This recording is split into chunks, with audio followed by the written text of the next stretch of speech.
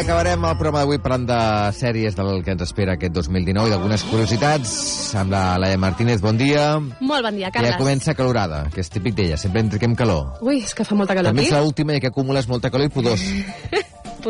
Pudors diverses de gent. Sí, home, clar, pudors humanes. Pensa Aquí que s'ha acumulat tot. Jo estic aquí tancat. Que no hi ha finestres. Per cert, no sé què ens parles avui, perquè jo mai ho sé, tot i que avui portes el guió molt ben estructurat. Però Sí? ja ves que, mira, ja ves que ho dius, que ja tenim data de Juego de Tronos, oi? 14 d'abril.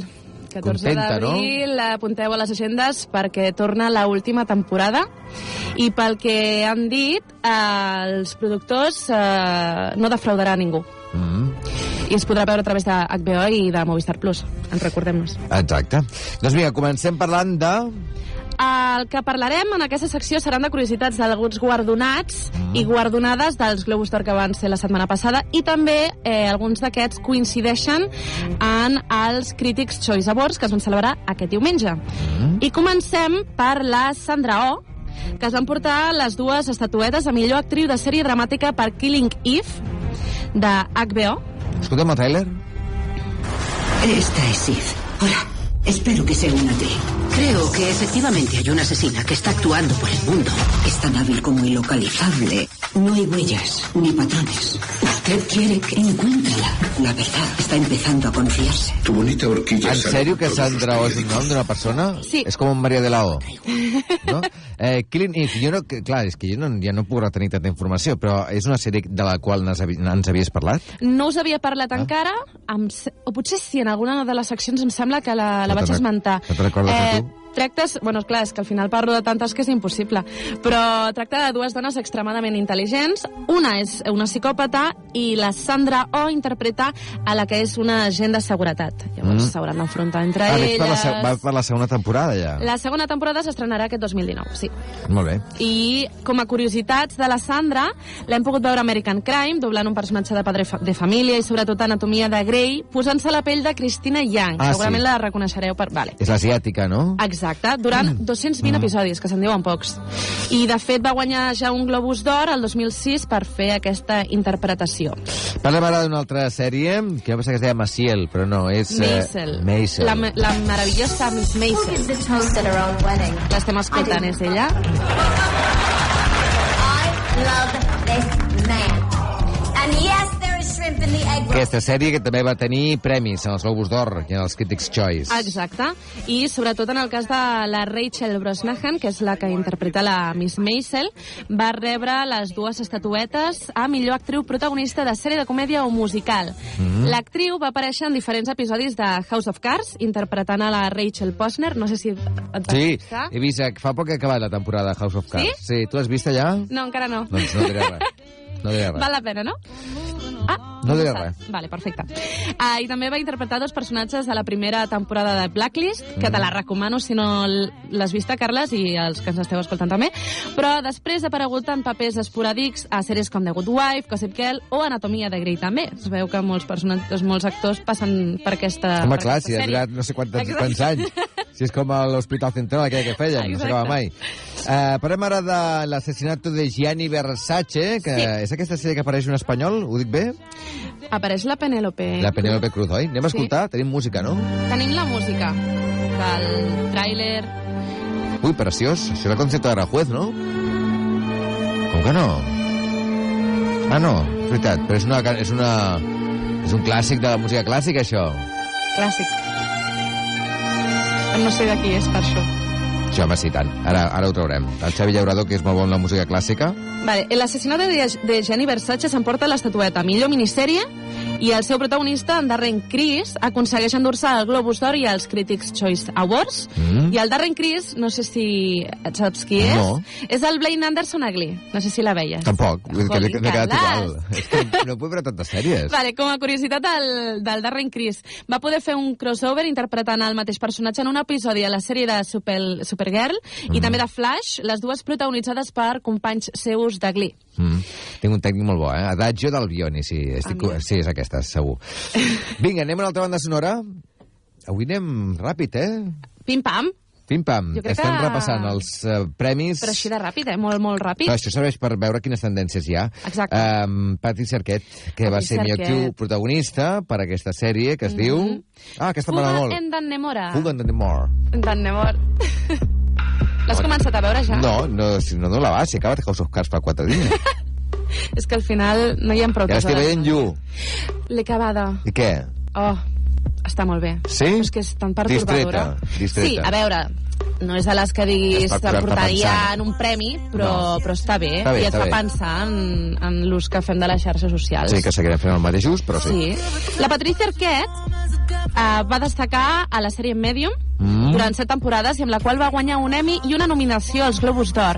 I com a curiositat, per la sèrie es va negar a arreglar-se les dents i a primar-se pel rol que li van demanar, reivindicant la seva carrera com a actriu i no com a model i declarant-se feliç amb el seu cos. Doncs té raó. Té molta raó.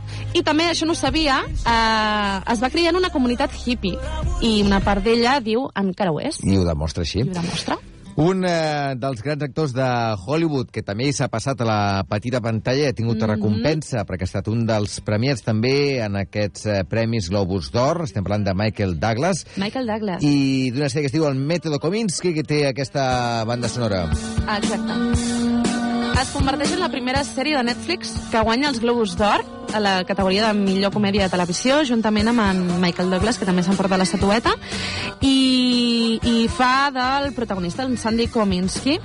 L'estàtua la va dedicar al seu pare de 102 anys, Sí. que es diuen pocs, Kirk Douglas. el Kirk Douglas. I com a curiositats, es veu que l'actor, no sé si ho sabies, Carles, que va viure amb l'actor Danny DeVito, No?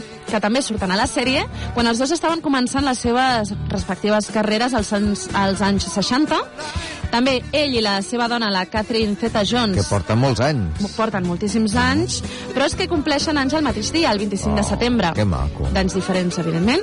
I una frase que destaco d'ell és que va dir: no sóc un gran filmòfil, passo la major part del temps veient esport, perquè en oposat amb les pel·lis tu no pots saber com acabaran. I té raó. Té molta raó. Perquè Hollywood, la segona cosa que té és que és bastant previsible a vegades. Exacte, sí. Bodyguard, una de les sensacions de la temporada, també ha estat premiada. Sí, i tant. Parlem d'aquesta sèrie de la BBC, que ja havíem parlat en altres ocasions, en altres seccions. Sí, és d'aquest guardaespatlles. Interpretat pel Richard Madden, que s'emporta el Globus d'Or a millor actor a sèrie dramàtica. Madden és conegut per interpretar el Robb Stark al Joc de Trons, però també ha participat a Klondike, ambientada a finals del segle XIX, que tracta sobre la febre d'or i que compta amb actors com Tim Roth, qui és recurrent a les pel·lícules de Quentin Tarantino. També l'hem pogut veure posant-se a la pell d'un Medici a la sèrie de 8 episodis, on també surten Dustin Hoffman, no sé si l'has pogut veure. No. Vaig veure un episodi... No, vaig veure 2 episodis. Està molt bé, la veritat. Com a curiositats d'en Richard, es va apuntar al teatre quan tenia 11 anys per vèncer la seva timidesa. I participarà a Rocketman, un film que mostrarà la vida d'Elton John, Sí. que en el paper de mànager i amant del músic, que realment tinc moltes ganes de veure-la. Estan molt de moda els biòpics musicals, eh? Vam començar amb el Luis Miguel, ara anirem a l'Elton John. I així anem fent. Aquesta del Bodyguard l'has vista, tu? L'he acabada, sí. I què? A mi em va agradar molt, la veritat. Sí? Sí, El primer capítol és brutal. és molt xulo. I m'han dit que l'últim també.